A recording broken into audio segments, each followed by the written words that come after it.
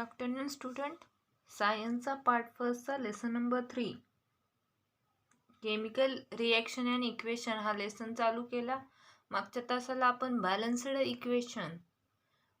Equation balance कशी करायची, reaction balance कशी करायची हे पाहिलं. आज आपण नवीन पॉईंट चालू केला आहे, chemical reaction, types of a chemical reactions. Chemical रिॲक्शनचे कोणकोणते टाइप्स आहेत? Chemical reactions are classified into the following 4 types in accordance with the nature and the number of reactants of the and the product. जे reactants आणि जे काय आपलं products आहे यांच्या नंबरवरती, यांच्या नेचरवरती काय केले तर हे केमिकल रिएक्शनचे 4 टाईप पडले आहेत. फर्स्ट आहे कॉम्बिनेशन रिॲक्शन. बघा शब्दातच आहे, कॉम्बिनेशन रिॲक्शन म्हणजे काय तर दोन रिॲक्टंट्स मिळून तयार झालेली reaction. This is called as a combination reaction. When 2 or more reactants, बघा रिॲक्टंट्स combine in a reaction to form a single product, it is called as a combination reaction. दोन रिॲक्टंट्स आहेत, एक आहे अमोनिया आणि एक आहे हायड्रोजन क्लोराईड. या दोन रिॲक्टंट्स मिळून एक प्रोडक्ट तयार झालेला आहे, NH4Cl, that is ammonium chloride. Ammonia and hydrogen chloride पासून अमोनिया क्लोराईड हा प्रोडक्ट तयार झालेला आहे. This is called as a combination reaction. यालाच आपण म्हणतो कॉम्बिनेशन रिॲक्शन. सेकंड आहे decomposition reaction. What is mean by decomposition? The chemical reaction in which 2 or more products are formed from a single reactant is called as a decomposition. Combination मध्ये काय आहेत तर दोन रिॲक्टंट्स मिळून एक प्रोडक्ट तयार होतो, त्याला आपण म्हणतो कॉम्बिनेशन. आणि डिकम्पोजिशन रिॲक्शन काय आहे तर दोन प्रोडक्ट मिळून एक रिॲक्टंट तयार होतो. This is called as a decomposition reaction. For example आहे sugar. C12H22O11, that is the sugar, reacts with carbon and water. 12 carbon plus 11 H2O. 11 water आणि 12 कार्बन हे दोन प्रोडक्ट तयार झाले. म्हणजे दोन प्रोडक्ट पासून एक सिंगल रिॲक्टंट तयार होतो. This is called as a decomposition. आणि दोन रिॲक्टंट पासून एक प्रोडक्ट तयार होतो. This is called as a combination. आता थर्ड टाइप आहे बघा डिस्प्लेसमेंट रिॲक्शन. थर्ड टाइप आहे displacement reaction.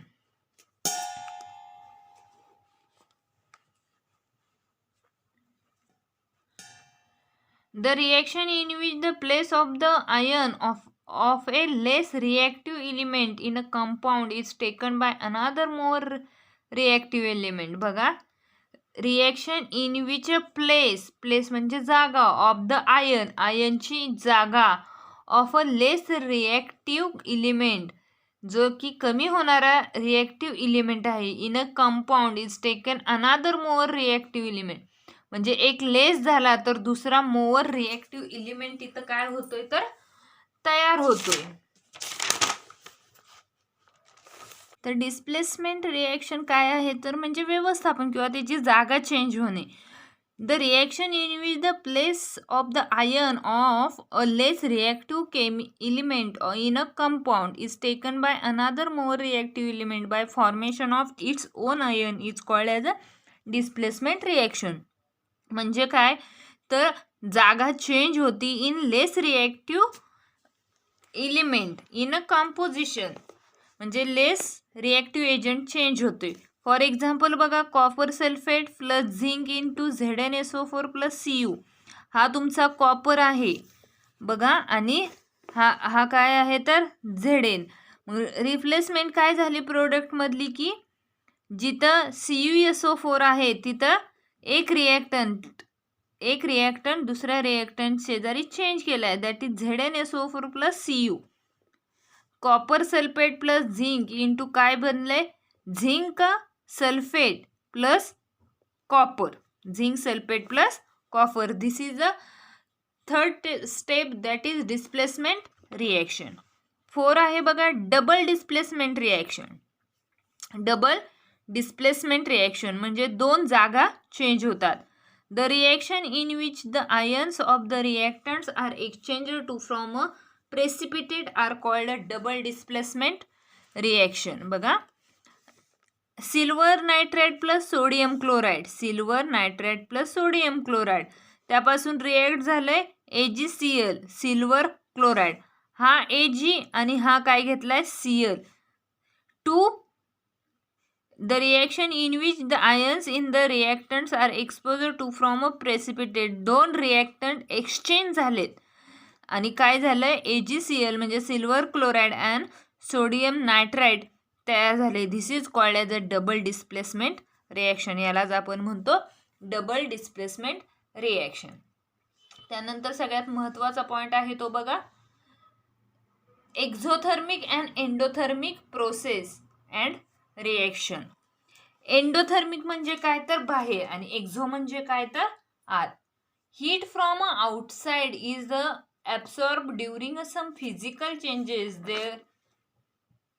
These are endothermic reaction. त्यालाच आपण काय म्हणतो तर एंडोथर्मिक रिएक्शन म्हणजे काय आहे बघा. Heat from outside is observe during physical change. For example melting of ice. बघा, ज्यावेळी काय करतो तर आईस मेल्ट होत असतो, melting of a ice.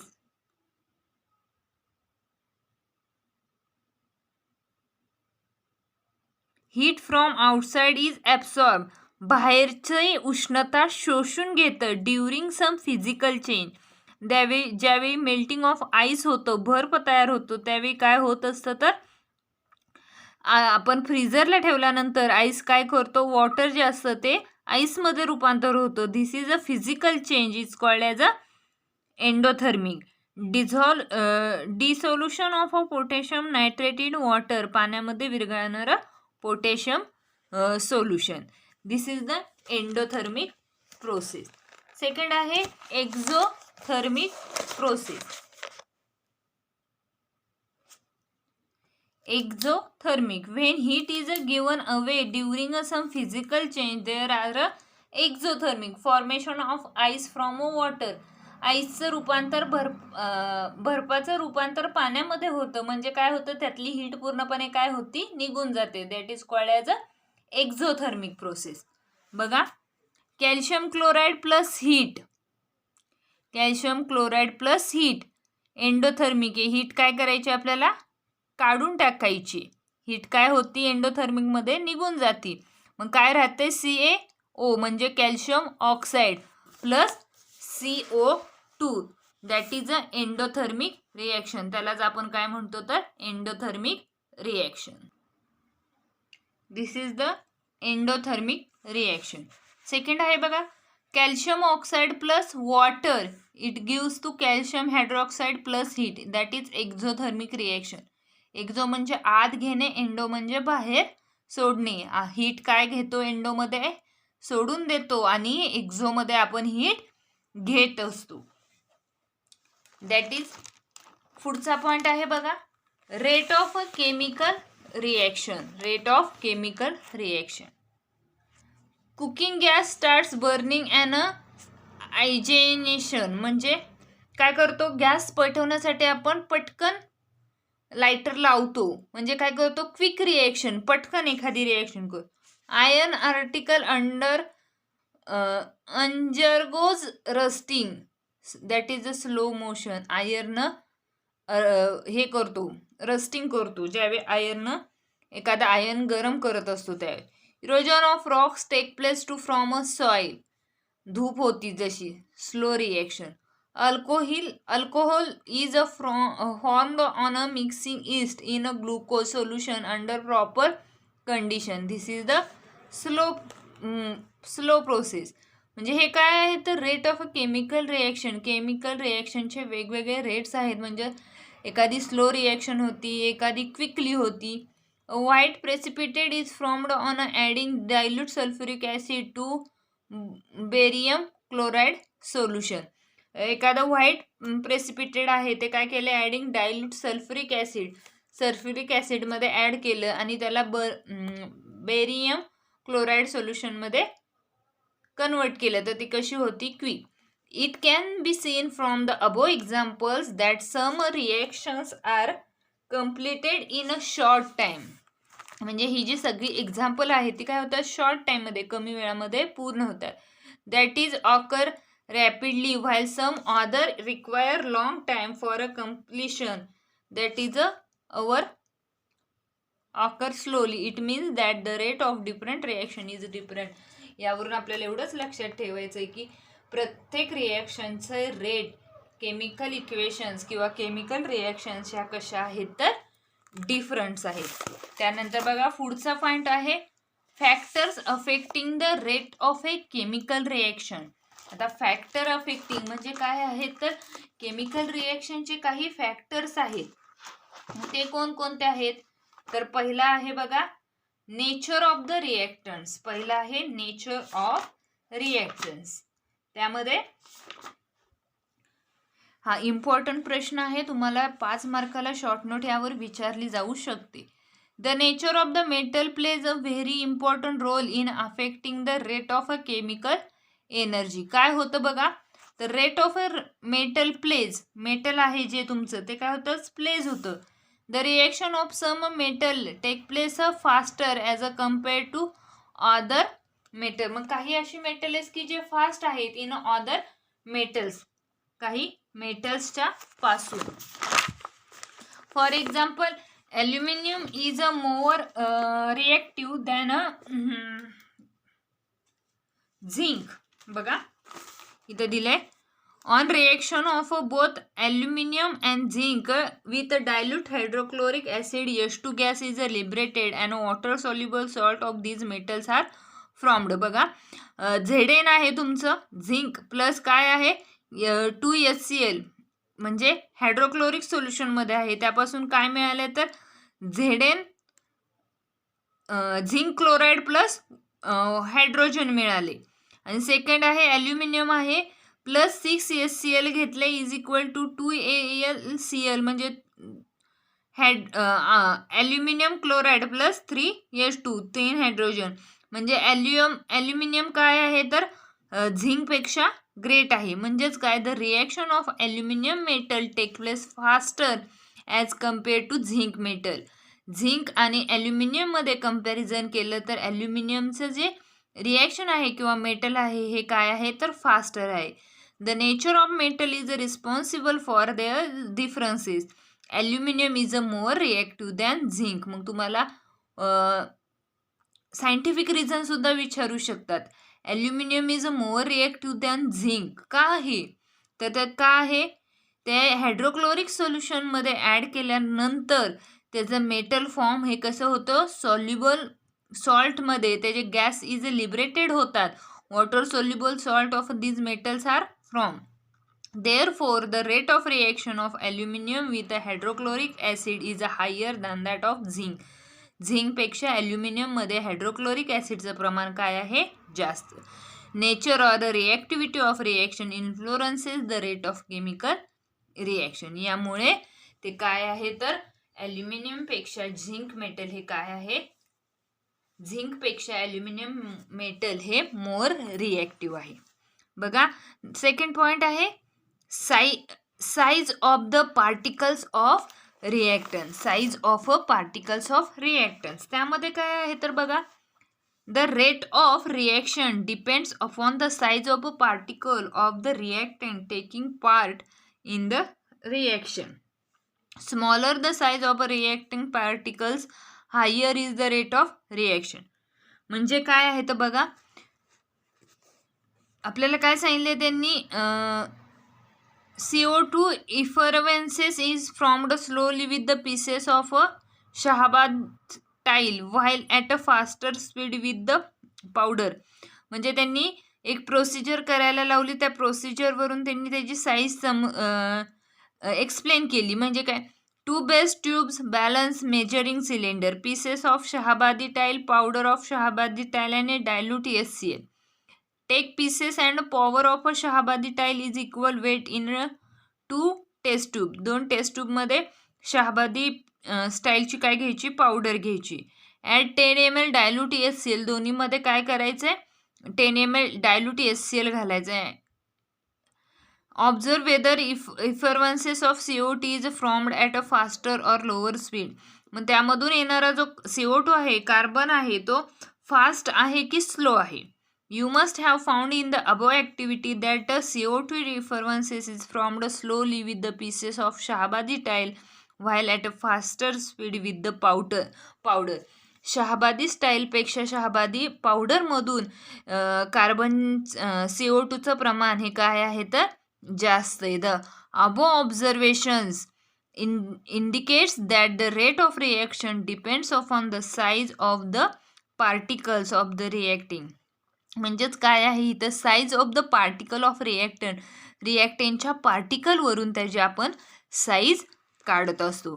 Third आहे कॉन्सन्ट्रेशन ऑफ द रिॲक्टंट.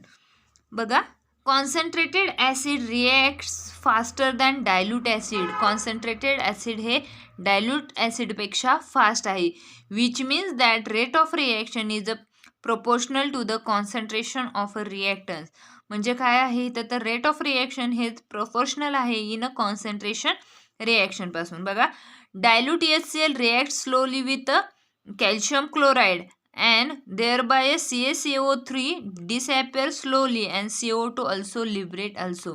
त्यानंतर HCl मध्ये CaCO3 ॲड केलं तर काय होतंय की CaCO2 डिसॲपियर होतंय, नाहीसं होतंय स्लोली, हळूहळू. अँड CO2 ऑल्सो लिबरेट, आणि CO2 कार्बन तिथं काय होतोय तयार होतोय. Other hand, the reaction with a concentrated HCl take place rapidly and CaCO3 disappear fast. आणि हळूहळू दुसऱ्या हातामध्ये reaction with concentrated HCl take place rapidly. HCl टाकत राहिलं तरी CaCO3 डिसॲपियर फास्ट. डिसॲपियर म्हणजे नाहीसे होतात. 4 आहे temperature of a reaction. While studying decomposition reaction, you have carried out a decomposition of a limestone.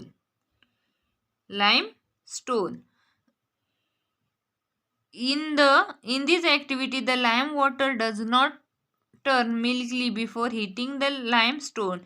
Because of zero rate of reaction from these, it is learned that the rate of reaction increase or increasing the temperature. म्हणजे काय आहे इथं काय सांगितलं त्यांनी बघा की decomposition reaction, dead and decaying मटेरियलमधलं डिकम्पोजिशन रिॲक्शन आपण घेतलं, ते लाईमस्टोनमध्ये ॲड केलं तर काय होतात की lime water does not turn milky. Lime water जे आहे ते लगेच मिल्की होत नाही. हिटिंग द लाईमस्टोन, त्याला हीट दिल्यानंतर because of the zero rate of reaction, तिथं काय होतं तर झिरो रेट तयार होतो. आणि from this learn that the rate of reaction increases on increasing the temperature. त्यामुळे तिथं काय होतं तर रेट ऑफ रिॲक्शन वाढतो आणि टेम्परेचरही काय होतं वाढतं. आणि लास्टचा इफेक्ट्स आहे तो आहे catalyst. On heating potassium chloride decomposes slowly. बघा, पोटॅशियम क्लोराईडला काय दिले, पोटॅशियम क्लोराईडला त्यांनी डिकम्पोज केले.